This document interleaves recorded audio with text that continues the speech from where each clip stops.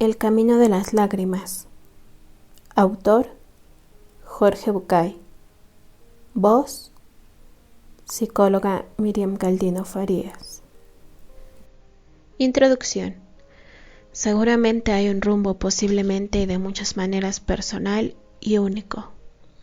Posiblemente haya un rumbo, seguramente y de muchas maneras el mismo para todos. Hay un rumbo seguro, de alguna manera posible. De manera que habrá que encontrar ese rumbo y empezar a recorrerlo. Y posiblemente habrá que arrancar solo y sorprenderse al encontrar, más adelante en el camino, a todos los que seguramente van en la misma dirección. Este rumbo, solitario, personal y definitivo, sería bueno no olvidarlo. Es nuestro puente hacia los demás, el único punto de conexión que nos une irremediablemente al mundo de lo que es. Llamemos al destino final como cada quien lo quiera: felicidad, autorrealización, elevación, iluminación, darse cuenta, paz, éxito, cima o simplemente final. Lo mismo da. Todos sabemos que arribar con bien allí es nuestro desafío.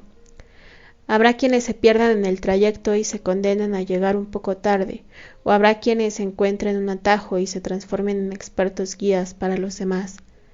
Algunos de estos guías me han enseñado que hay muchas formas de llegar, infinitos accesos, miles de maneras, decenas de rutas que nos llevan por el rumbo correcto.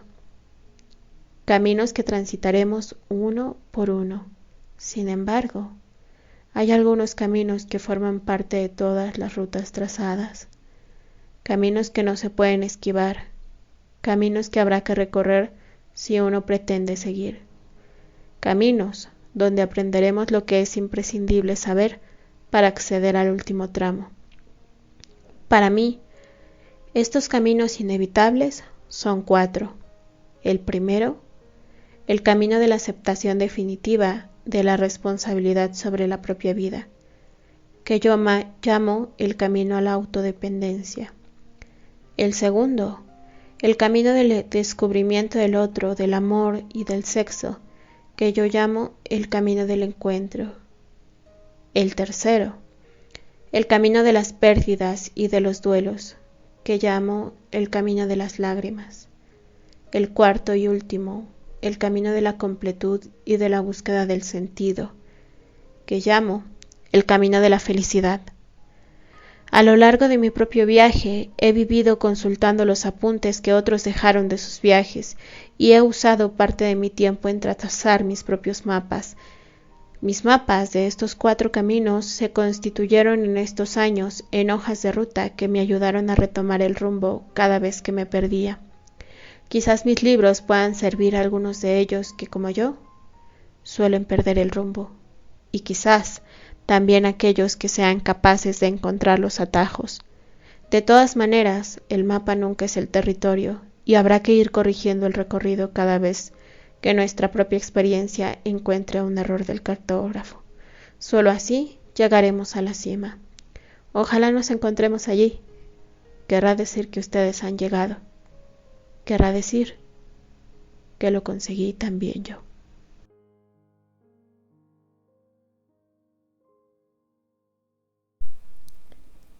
La alegoría del carruaje. Mirando hacia la derecha me sobresalta un movimiento brusco del carruaje. Miro el camino y me doy cuenta de que estamos transitando por la banquina. Le grito al cochero que tenga cuidado y él inmediatamente retoma la senda. No entiendo cómo se ha distraído tanto como para no notar que dejaba la huella.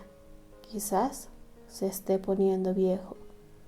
Giro mi cabeza hacia la izquierda para hacerle una señal a mi compañero de ruta y dejarle saber que todo está en orden, pero no lo veo. El sobresalto ahora es intenso. Nunca antes nos habíamos perdido en la ruta. Desde que nos encontramos, no nos habíamos separado ni por un momento. Era un pacto sin palabras. Nos deteníamos si el otro se detenía. Acelerábamos si el otro apuraba el paso. Tomábamos juntos el desvío si cualquiera de los dos decidía hacerlo. y ahora ha desaparecido. De repente, no está a la vista. Me asomo infructuosamente observando el camino hacia ambos lados. No hay caso. Le pregunto al cochero y me confiesa que desde hace un rato dormitaba en el pescante.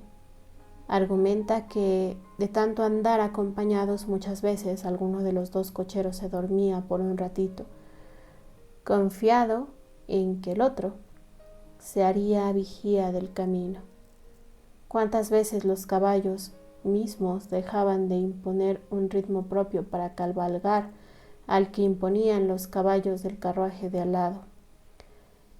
Éramos como dos personas guiadas por un mismo deseo, como dos individuos con un único intelecto, como dos seres habitando un solo cuerpo.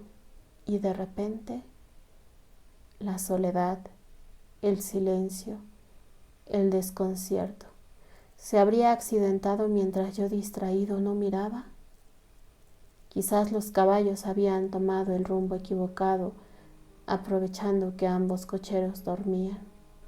Quizás el carruaje se había adelantado sin siquiera notar nuestra ausencia y proseguía su marcha más adelante en el camino. Me asomo una vez más por la ventana y grito: ¡Hola! Espero unos segundos y le repito al silencio: ¡Hola! Y aún una vez más: ¿dónde estás? Ninguna respuesta. ¿Debería volver a buscarlo? ¿Sería mejor quedarme y esperar a que llegue? O más bien, debería acelerar el paso para volver a encontrarlo más adelante. Hace mucho tiempo que no me planteaba estas decisiones. Había decidido allá y entonces dejarme llevar a su lado donde el camino apuntara. Pero ahora, el temor de que estuviera extraviado y la preocupación de que algo le haya pasado van dejando lugar a una emoción diferente. ¿Y si hubiera decidido no seguir conmigo? Después de un tiempo me doy cuenta de que por mucho que lo espere, nunca volverá. Por lo menos, no a este lugar. La opción es seguir o dejarme morir aquí. Dejarme morir. Me tienta esa idea. Desengancho los caballos y le pido al cochero que se apee. Los miro, carruaje, cochero, caballos, yo mismo. Así me siento, dividido, perdido, destrozado. Mis pensamientos por un lado, mis emociones por otro, mi cuerpo por otro, mi alma, mi espíritu, mi conciencia de mí mismo, allí paralizada. Levanto la vista y miro al camino hacia adelante. Desde donde estoy, el paisaje parece un pantano. Unos metros al frente la tierra se vuelve un lodazal. Cientos de charcos y barriles me muestran que el sendero que sigue es peligroso y resbaladizo. No es la lluvia lo que ha empapado la tierra, son las lágrimas de todos los que pasaron antes. Los que pasaron antes por este camino, mientras iban llorando por una pérdida. También las mías, creo, pronto mojarán el sendero.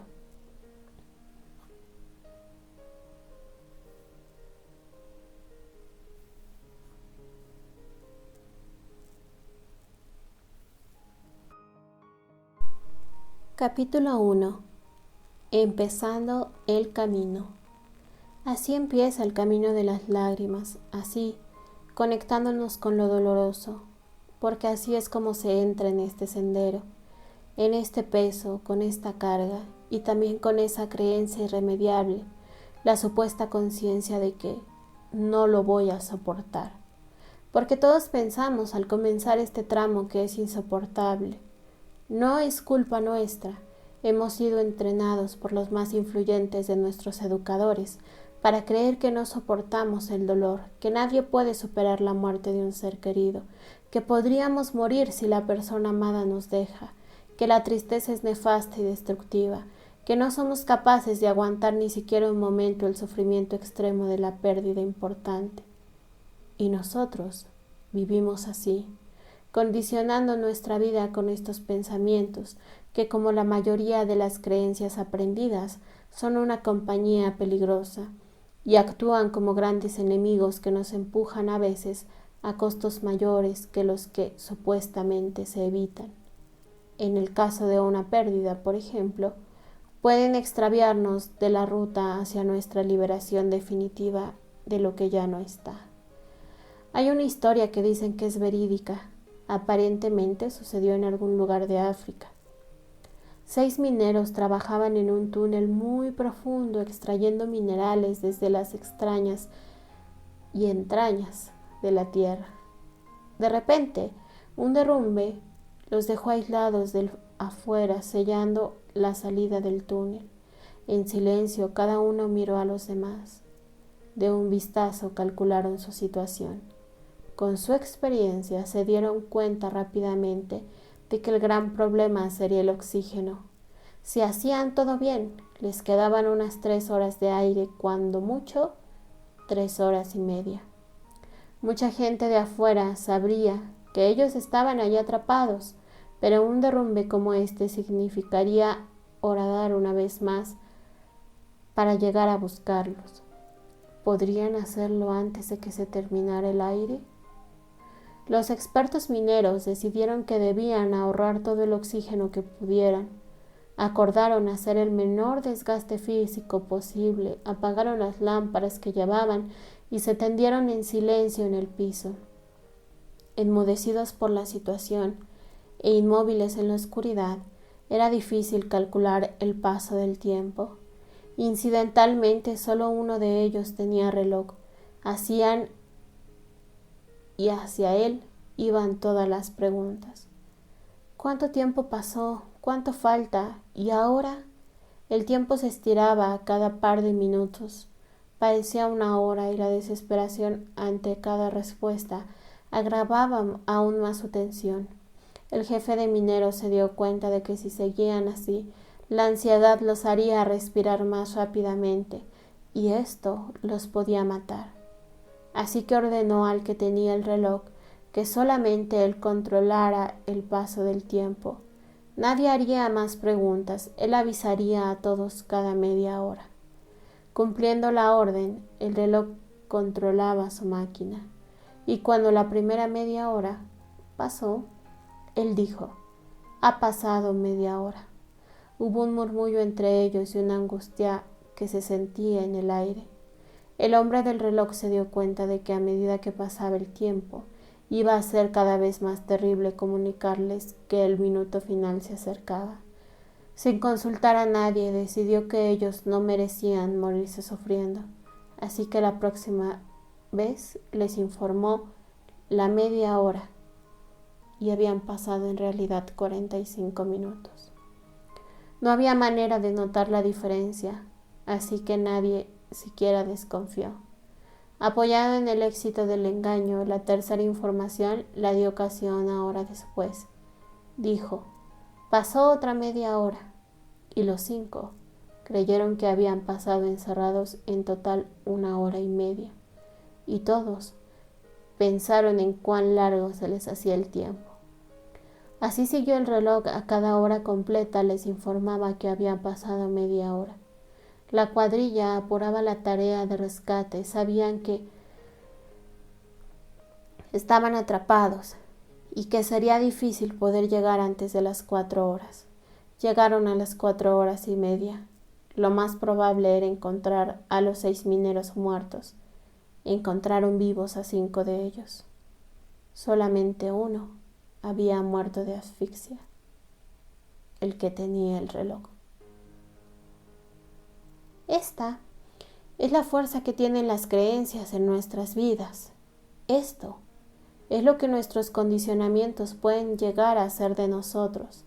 Cada vez que construyamos la certeza de que un hecho irremediablemente siniestro va a pasar, no sabiendo cómo o sabiéndolo, nos ocuparemos de producir, de buscar, de disparar o como mínimo de no impedir que algo de lo terrible y previsto nos pase realmente. De paso, y como en el cuento, El mecanismo funciona también al revés. Cuando creemos y confiamos en que se puede seguir adelante, nuestras posibilidades de avanzar se multiplican. Claro que si la cuadrilla hubiera tardado 12 horas, no habría habido pensamiento que salvara a los mineros. No digo que la actitud positiva por sí misma sea capaz de conjurar la fatalidad o de evitar las tragedias. Digo que las creencias autodestructivas indudablemente condicionan la manera en la cual enfrento las dificultades. El cuento de los mineros debería obligarnos a querer pensar que en estos condicionamientos. Y empiezo desde aquí porque uno de los más falsos mitos culturales que aprendimos con nuestra educación es que no estamos preparados para el dolor ni para la pérdida. Repetimos casi sin pensarlo: no hubiera podido seguir si lo perdía, no hubiera podido seguir si no tengo esto, no podría seguir si no consigo lo otro. Cuando hablo de dependencia, digo siempre que cuando tenía algunas horas o días de vida, era claro, aunque yo no lo supiera todavía, aunque no podía sobrevivir sin mi mamá, o por lo menos sin alguien que me diera cuidados maternales. Mi mamá era entonces imprescindible para mí porque yo no podía vivir sin su existencia. Después de los 3 meses de vida, seguramente me hice más consciente de esa necesidad. Pero descubrí además a mi papá y empecé a darme cuenta de que verdaderamente no podía vivir sin ellos. Algún tiempo después ya no eran mi papá y mi mamá, era mi familia, que incluía a mi hermano, a algunos tíos y a algunos abuelos. Yo los amaba profundamente y sentía, me acuerdo de esto, que no podía vivir sin ellos. Más tarde apareció la escuela y con ella la señorita Angelos, el señor Almejún, la señora Marián y el señor Fernández, maestros a quienes creía a su tiempo imprescindibles en mi vida. En la Escuela República del Perú conocí a mi primer amigo, el entrañable Pocho, valiente, de quien pensé en aquel momento que nunca podría separarme. Siguieron después mis amigos del colegio secundario y Rosita, mi primera novia, sin la cual por supuesto creía que no podía vivir, y después la universidad. Pensaba que no podía vivir sin mi carrera, hasta que a los 21 años, después de algunas novias también imprescindibles, conocí a Perla y sentí inmediatamente que no podía vivir sin ella. Quizás por eso nos hicimos una familia, sin la cual no sabría cómo vivir.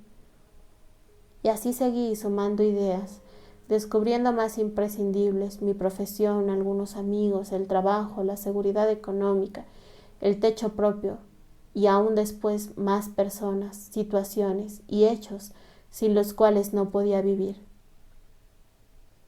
Hasta que un día, exactamente un 23 de noviembre del 1979, me di cuenta de que no podía vivir sin mí. Yo nunca me había dado cuenta de esto. Nunca noté que yo era imprescindible para mí mismo. Estúpido, ¿verdad? Todo el tiempo sabía yo sin quién no podía vivir, y nunca me había dado cuenta hasta los 30 años de que sobre todo no podía vivir sin mí. Fue interesante de todas formas confirmar que sería verdaderamente difícil vivir en algunas de esas otras cosas y personas, pero esto no cambiaba el nuevo darme cuenta. Me sería imposible vivir sin mí. Entonces empecé a pensar que algunas de las cosas que había conseguido y algunas de las personas sin las cuales creía no poder vivir, quizás un día no estuvieran. Las personas podían decidir irse, no necesariamente morirse, simplemente no estar en mi vida. Las cosas podían cambiar y las situaciones podían volverse totalmente opuestas a como yo las había conocido, y empecé a saber que quería aprender a prepararme para pasar por esas pérdidas. Por supuesto que no es igual que alguien se vaya a que alguien se muera. Seguramente no es lo mismo mudarse de una casa peor a una casa mejor que al revés. Claro que no es lo mismo cambiar un auto todo viejo por un auto nuevo que a la inversa. Es obvio que la vivencia de la pérdida no es la misma en ninguno de estos ejemplos, pero quiero decir desde el comienzo que siempre hay un dolor en una pérdida. Perder es dejar algo que era para entrar en otro lugar donde hay otra cosa que es. Y esto, que es, no es lo mismo que era. Y este cambio, sea interno o externo, conlleva un proceso de elaboración de lo diferente, una adaptación a lo nuevo, aunque sea para mejor. Este proceso se conoce con el nombre de elaboración del duelo. Si te sientes identificado o identificada con lo que escuchaste en este primer capítulo del audiolibro, puedes buscar también apoyo psicológico. En la descripción del video te dejaré mis datos por si gustas contactarme y que yo te apoye en este proceso de crecimiento personal.